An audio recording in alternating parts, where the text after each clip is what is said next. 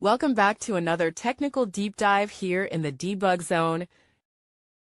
Today we're tackling a big question and breaking it down with insights from other users. Hopefully this clears up some misconceptions and helps you get the answer you need. So buckle up, stay a little curious, and let's jump right in.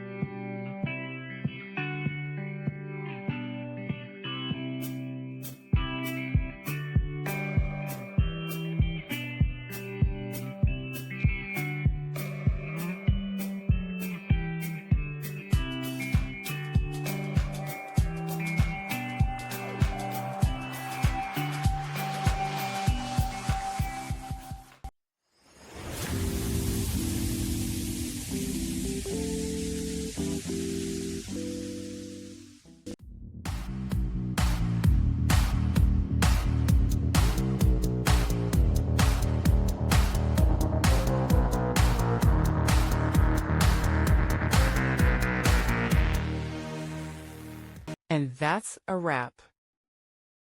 I hope you found the answer you were looking for. If you did, take a second to hit that subscribe button. It really helps out.